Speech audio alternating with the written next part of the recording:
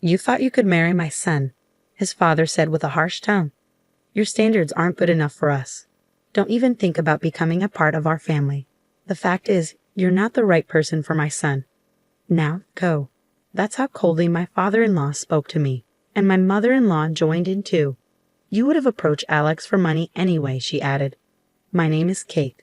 I'm 34 years old and I work for a company. Ever since I finished university, I've been working at the same place for years. Some of my colleagues left to start their own businesses, get married, or have children.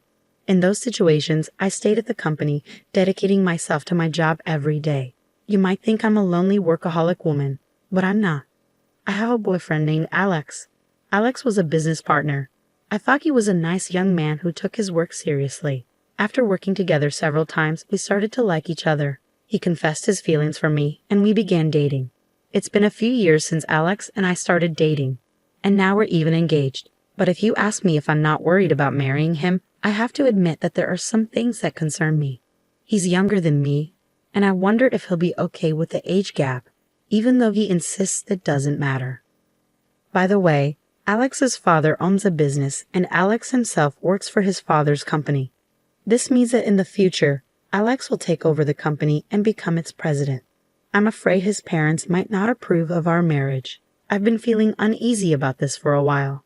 Of course, I was thrilled when he proposed to me, but I have doubts about whether we can really go through with getting married. However, Alex doesn't seem bothered at all. His optimism is one of the things I really love about him. He has already met my parents, and we've enjoyed many nice dinners together. My parents have already given their blessing for our marriage, and they really like Alex. Finally, the day came to visit Alex's parents. For weeks, I had been incredibly nervous about meeting them. Their house was as spectacular as expected for the president of a company. A huge mansion that made me feel like I was in a royal palace or something. At that moment, I instantly started wondering if my clothes were right for this place. I had chosen some nice outfits, but I wasn't sure if they were fancy enough. Coming from a more modest background, Alex's home felt like a different world to me. Alex often treated me to fancy dinners at upscale restaurants, and he always booked luxurious hotel rooms for our vacations. He saw these things as normal, but sometimes I felt a bit out of place, like we were from different worlds. Despite this, he never imposed his values on me, and he never flaunted his wealth. I don't judge people by their money. I fell in love with you because of your personality and your inner beauty. At first, I questioned why a younger, handsome man like you would be interested in me. But your kind words reassured me that you truly accept me for who I am. Because we love each other deeply, inside and out, Alex and I are planning to get married. I feel like I've found an amazing man, and I really hope your parents approve of us. Don't worry, babe. I've already talked to my parents about you, he reassured me. Then the front door opened, and his mother greeted us warmly. "Welcome, you must be Kate." "Yes, I'm Kate. Nice to meet you," I replied. His mother gave me a quick nod and ushered us inside. The living room was enormous. Alex's father was already there, seated on a large, luxurious sofa. I felt a sudden rush of nerves. Meeting his mother had made me anxious enough, but his father seemed even more intimidating, fitting for the president of a company.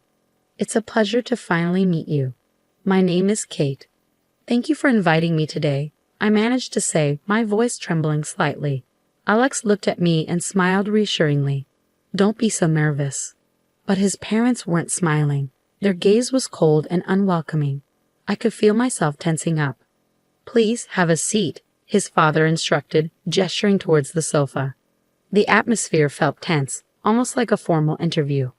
"Well," I started nervously, but his father interrupted me as soon as I sat down.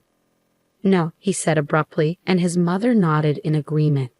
"Hey, Mom, Dad, what's going on?" "Why are you saying no? That's really rude," Alex interjected, clearly upset and trying to defend me. But his parents appeared unmoved, ignoring his protest. "How old are you anyway? You look quite old," his mother bluntly remarked. "I'm 34, I replied, trying to keep calm. "Goodness, you're 6 years older than Alex. How can we accept Alex marrying someone so much older?" His mother continued. "And besides, it might be too late for you to have children, isn't it? We want someone who can give us grandchildren."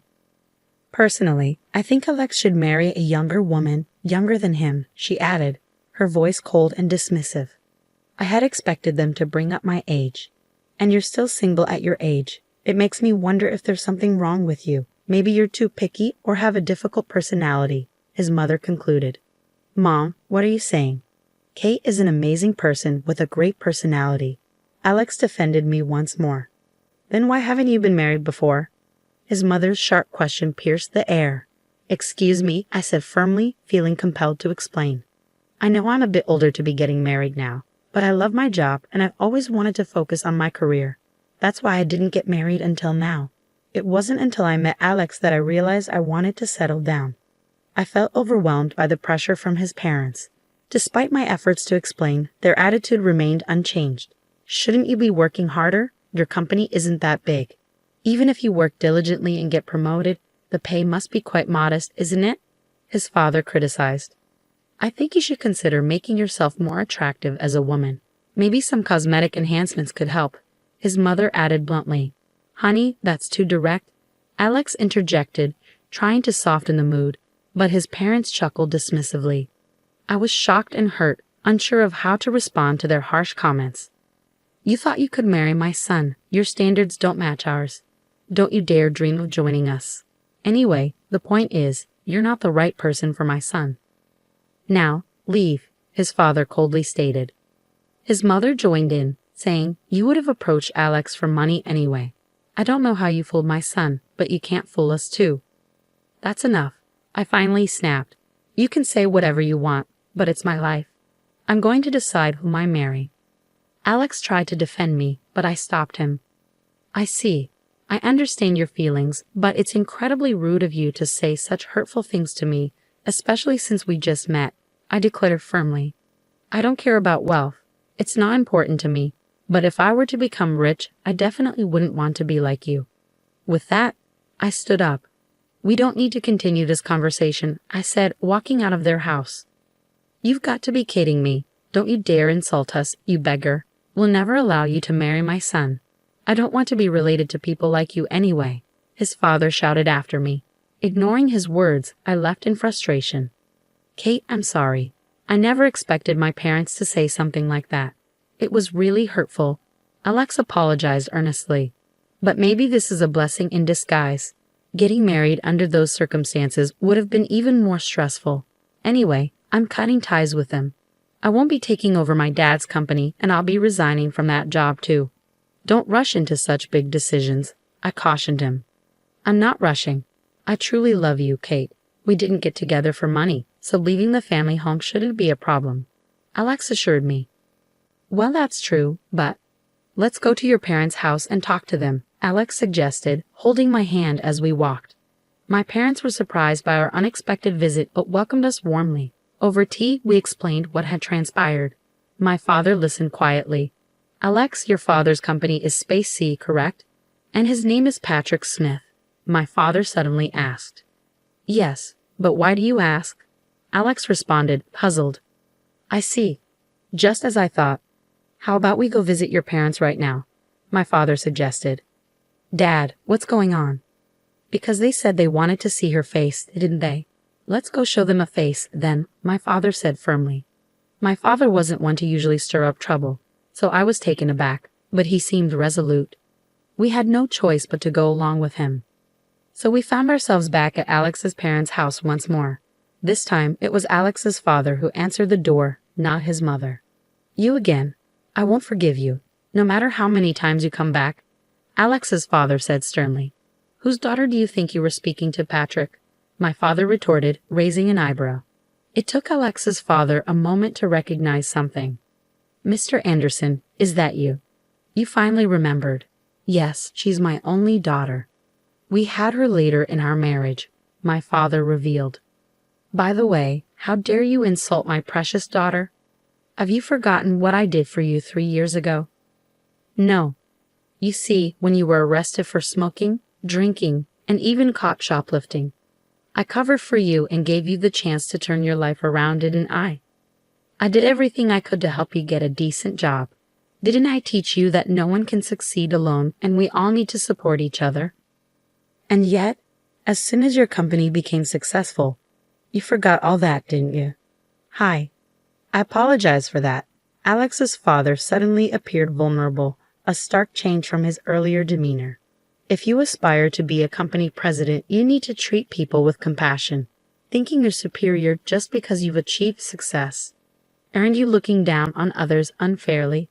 Well, Alex began to respond, but his father seemed determined to make his point. Oh, so now? Alex attempted to continue, but his father cut him off. My boss always says he's stressed to the point of stomachaches. Dad, are you bullying him? Alex challenged. What do you mean? I'm simply pushing him to excel.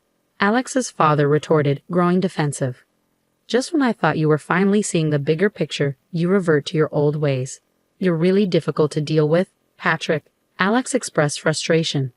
First of all, apologize to my daughter before you insult her, my father interjected firmly.